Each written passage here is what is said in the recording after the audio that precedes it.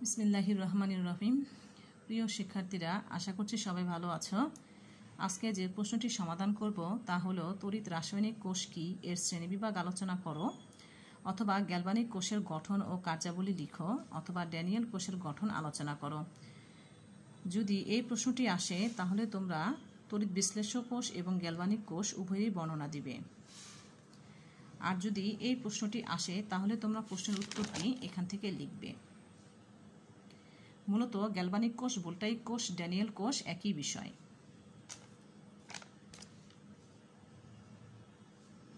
এখন আমরা জেনে নিব তড়িৎ রাসায়নিক কোষ কি।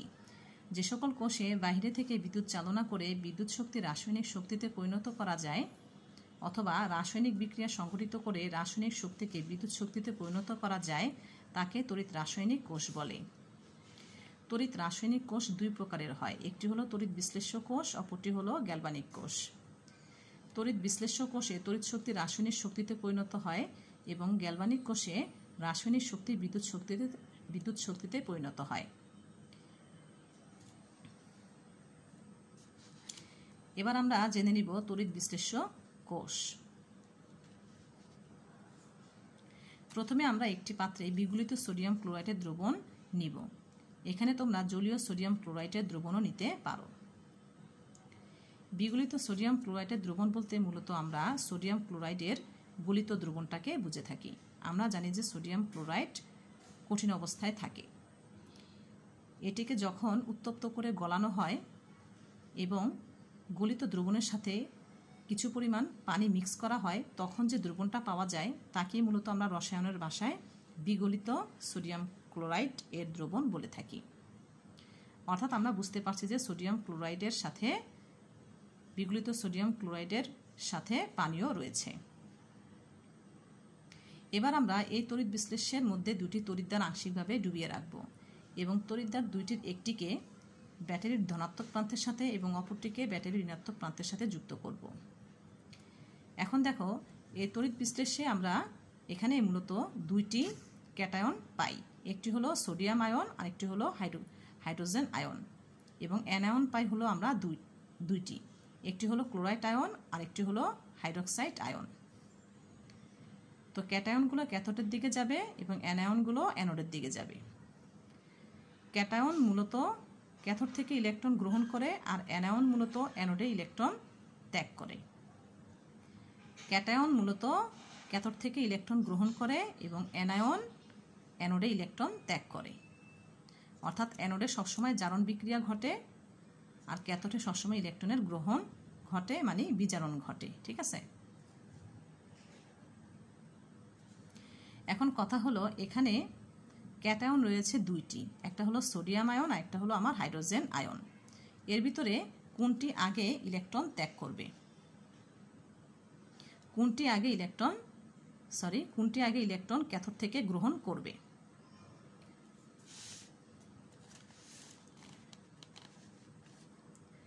ধাতব আয়নের সক্রিয়তার ক্রম থেকে আমরা দেখতে পাচ্ছি যে যার অবস্থান যত নিচে হবে সেটি আগে ইলেকট্রন গ্রহণের প্রবণতা দেখাবে। সেটি আগে ইলেকট্রন গ্রহণের প্রবণতা দেখাবে। যেহেতু সোডিয়াম আয়নের নিচে হাইড্রোজেন আয়নটি রয়েছে, কাজেই সোডিয়াম আয়নের আগে হাইড্রোজেন আয়ন আগে ইলেকট্রন গ্রহণ করবে, ক্যাথোডে আগে ইলেকট্রন গ্রহণ করবে। আবার একই রকমভাবে আমরা দেখতে পাচ্ছি যে এখানে অ্যানায়ন হলো দুইটি, একটা হচ্ছে ক্লোরাইড আয়ন আর একটি হলো আমার হাইড্রক্সাইড আয়ন। তো একই রকমভাবে এখানে অ্যানোডে আমরা দেখতে পাচ্ছি অ্যানায়নগুলোর মধ্যে যেটি নিচে থাকে সেটি আগে ইলেকট্রন ছাড়তে পারবে। তাহলে দেখো, ক্লোরাইডের নিচে কিন্তু আমার হাইড্রক্সাইড আয়ন, ক্লোরাইড আয়নের নিচে কিন্তু আমার হাইড্রক্সাইড আয়ন, তাহলে এটি আগে ইলেকট্রন ছাড়বে। এখন যদি হাইড্রোজেন আয়ন আগে ইলেকট্রন গ্রহণ করে তাহলে দেখা যায় এখানে মূলত হাইড্রোজেন গ্যাস উৎপন্ন হয়, আর হাইড্রক্সাইড আয়ন যদি এখানে ইলেকট্রন আগে ছাড়ে তাহলে এখানে পানি উৎপন্ন হয়। হাইড্রোজেন আয়ন যদি ক্যাথোড থেকে আগে ইলেকট্রন গ্রহণ করে তাহলে এখানে হাইড্রোজেন আয়ন উৎপন্ন হয়, আর হাইড্রোক্সাইড আয়ন যদি আগে ইলেকট্রন ছাড়ে তাহলে এখানে পানি উৎপন্ন হয়। কেমন? তো এখানে আমরা বিক্রিয়াটি দেখতে পাচ্ছি যে কিভাবে ঘটেছে। দুইটা হাইড্রোক্সাইড আয়ন যদি দুইটা ইলেকট্রন ত্যাগ করে তাহলে পানি উৎপন্ন হয় এবং সাথে একটি অক্সিজেন উৎপন্ন হয়। এই যে এখানে আমি আবার একটু বিস্তারিত দেখিয়ে দিয়েছি যে প্রতিটা হাইড্রোক্সাইড আয়ন যদি একটা করে ইলেকট্রন এভাবে ত্যাগ করে তাহলে দেখা যায় দুইটা হাইড্রোক্সাইড গঠন করে এবং এরা আবার পরস্পর যুক্ত হয়ে পানি এবং অক্সিজেন উৎপন্ন করে। কেমন?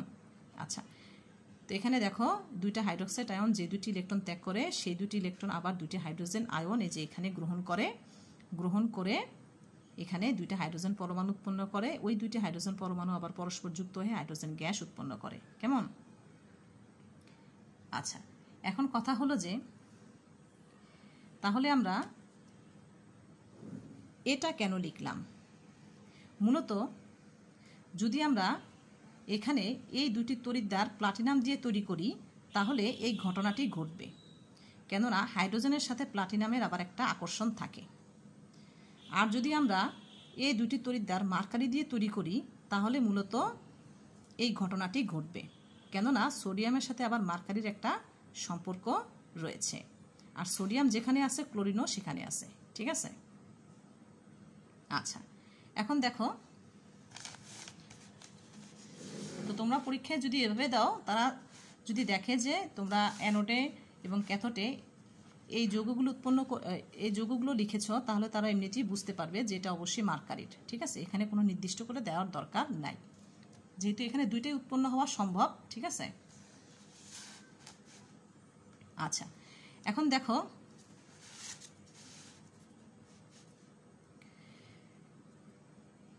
ক্লোরাইড আয়ন, দুইটি ক্লোরাইড আয়ন দেখা যায় অ্যানোডে দুইটি ইলেকট্রন ত্যাগ করে। ঠিক আছে? ওই দুইটি ইলেকট্রন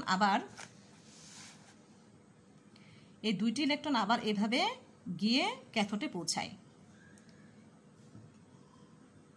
এই ক্যাথোড থেকে আবার এই সোডিয়াম আয়ন ওই ইলেকট্রন গ্রহণ করে সোডিয়াম ধাতুতে পরিণত হয়। কেমন?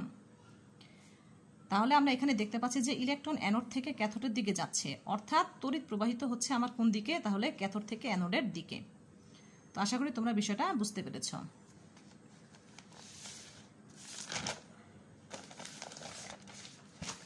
তো এই বিষয়গুলো কিন্তু আমি দেখো তোমাদেরকে পয়েন্ট আকারে লিখে দিয়েছি। এর প্রধান সুবিধা হলো তোমরা মেন কথাগুলো লিখতে পারবে আর সহজে মুখস্থ করতে পারবে, এতে করে ভালো নাম্বারও পাবে।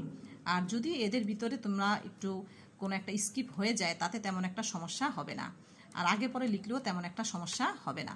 কিন্তু গুছানো কথাগুলো দেখা যায় অনেক সময় আগে পরে না হলে তোমরা ভুলে যাও। ঠিক আছে?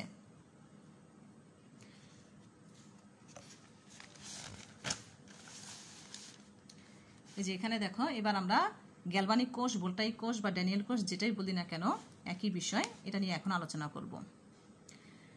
তো গ্যালভানিক কোষ, ভোল্টাইক কোষ বা ড্যানিয়েল কোষে মূলত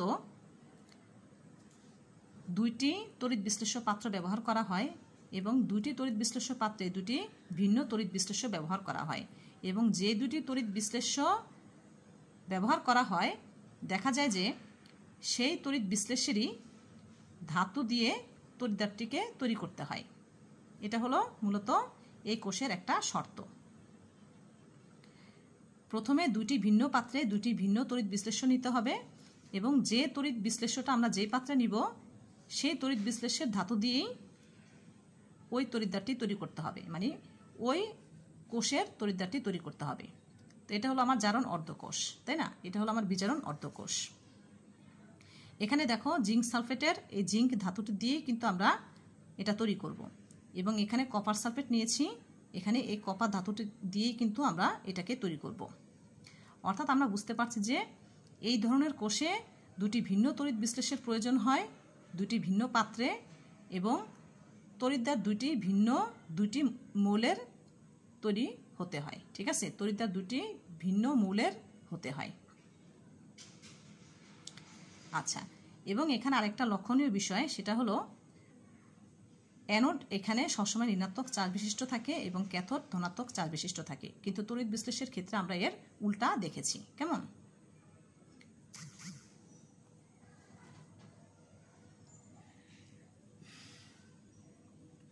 এখন দেখো এখানে কি ঘটনাটা ঘটে।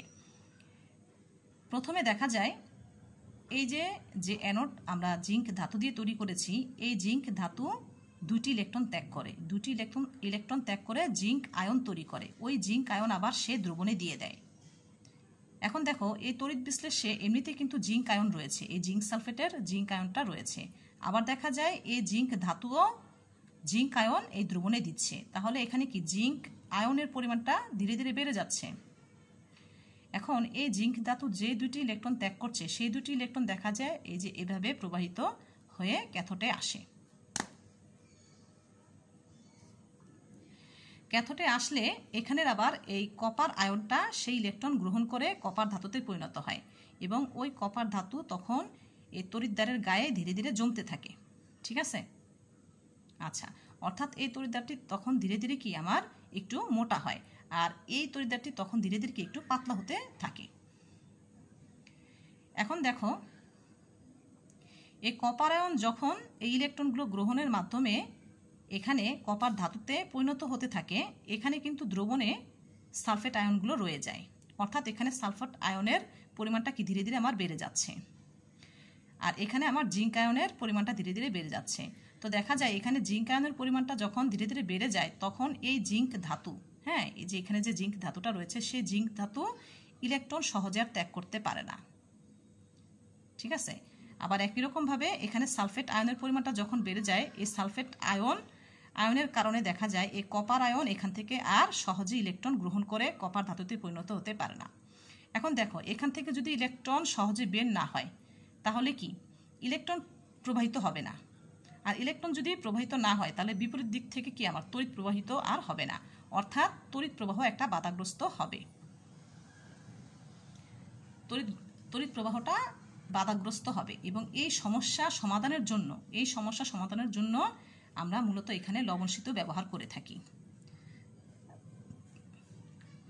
লবণ সেতুর মূলত কাজ হলো এই যে জারণ অর্ধকোষে যে ধনাত্মক আয়নের পরিমাণটা আমার বেড়ে চলেছে সেই ধনাত্মক আয়নটাকে প্রশমিত করা, আবার এই বিজারণ অর্ধকোষে যে ঋণাত্মক আয়নটা বাড়ছে সেই ঋণাত্মক আয়নটাকে প্রশমিত করা। দেখো লবণ সেতুতে আমরা সবসময় পটাশিয়াম ক্লোরাইড ব্যবহার করে থাকি। ঠিক আছে? তো পটাশিয়াম নাইট্রেটে ব্যবহার করা যায়, তো যাই হোক সেখানে আমি আর না গেলাম। তো পটাশিয়াম ক্লোরাইডের দেখা যায় এই ঋণাত্মক আয়নটা জারণ অর্ধকোষে এসে এই ধনাত্মক আয়নের সাথে যুক্ত হয়। যেমন ক্লোরাইড আয়নটা জিঙ্ক আয়নের সাথে যুক্ত হয়ে জিঙ্ক ক্লোরাইড গঠন করে, ফলে দেখা যায় এখানে জিঙ্ক আয়নের পরিমাণটা কিছুটা কি আমার হ্রাস পায়, অর্থাৎ প্রশমিত হয়ে যায়। তখন আর ইলেকট্রন এখান থেকে ছাড়তে সমস্যা হয় না। ঠিক আছে? তো একই রকমভাবে এখানে দেখো লবণ সেতুর এই ধনাত্মক আয়নটা দেখা যায় এই জারণ অর্ধকোষের এই ঋণাত্মক আয়নের সাথে যুক্ত হয়ে পটাশিয়াম সালফেট গঠন করে। ঠিক আছে? এই যে পটাশিয়াম আয়ন এই সালফেটের সাথে যুক্ত হয়ে পটাশিয়াম সালফেট তৈরি করে, ফলে এখানে অতিরিক্ত যে সালফেট আয়ন থাকে তা কিছুটা কি কমে যায়, অর্থাৎ তখন এই সালফেট আয়নটা কি কিছুটা প্রশমিত হয়ে যায়। তখন আর কপার আয়নের ইলেকট্রন গ্রহণ করতে তেমন একটা সমস্যা হয় না। ঠিক আছে? তাহলে এখানে আমরা দেখতে পাচ্ছি যে অ্যানোড হতে ইলেকট্রন ক্যাথোডের দিকে যাচ্ছে এবং ইলেকট্রনের প্রবাহ আবার ক্যাথোড থেকে অ্যানোডের দিকে হবে, তড়িৎ প্রবাহ হবে। মানে অ্যানোড হতে ক্যাথোডের দিকে ইলেকট্রন প্রবাহিত হচ্ছে, তাহলে তড়িৎ প্রবাহিত হবে আমার ক্যাথোড থেকে অ্যানোডের দিকে। এখন এই যে তড়িৎ প্রবাহিত হচ্ছে তা বোঝার জন্য আমরা এখানে একটি বাল্ব যুক্ত করব। বাল্বটি জ্বলে উঠলেই মূলত আমরা বুঝবো যে এখানে বিদ্যুৎ প্রবাহিত হচ্ছে।